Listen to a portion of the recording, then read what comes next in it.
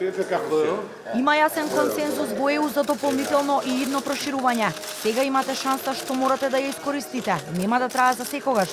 Им порача еврокомесарката за проширување Марта Кос од Скопје на лидерите од регионот.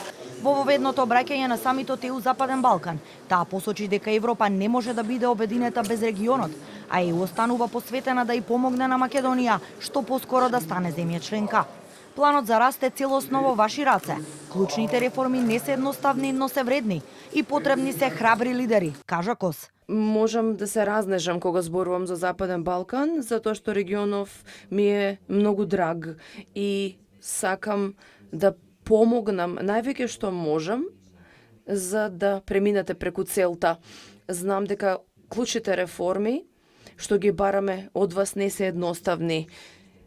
Тие задираат закоравени структури на моќ, интереси и на многу начини бараат длабока општествена трансформација. Еврокомесарката Кос на пресконференцијата по состанокот уште еднаш повтори дека уставните измени се единствен услов за отворање на преговорите со ЕУ. Прашана какви гаранции може да даде Унијата дека Бугарија нема да го билатерализира процесот со нови барања. Според неа, важно е да има конструктивен диалог меѓу двете страни, а најдобрата гаранција за Македонија е да се испорача договореното и реформите. Премиерот Мицкоски пак повтори дека Македонија ги прифаќа европските вредности, но не со уцени и наметнувања под маска на европскиот процес. For the European Commission, the situation is clear.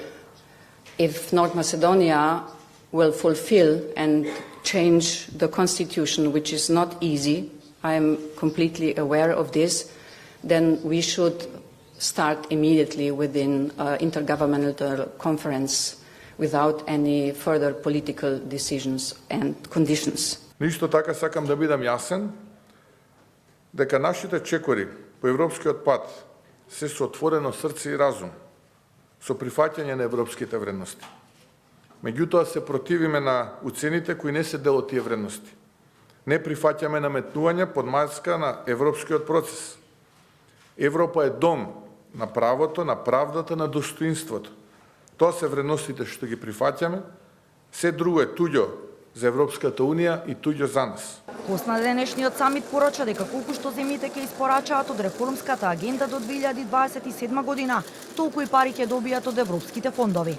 Како пример за добра меѓусебна соработка го поздрави СЕПА плаќањето, како и договорот меѓу Македонија и Бугарија да продолжат соработа на железничкиот коридор 8, кој напомена дека е важен дел за ЕУ. Кос најави бесплатен роаминг од 1 јануари 2026 година, доколку има реформи во земјите од Западен Балкан, иако лидерите работат трудолюбиво и се сменат одредени закони, со ЕУ ќе може да се зборува бесплатно следната година.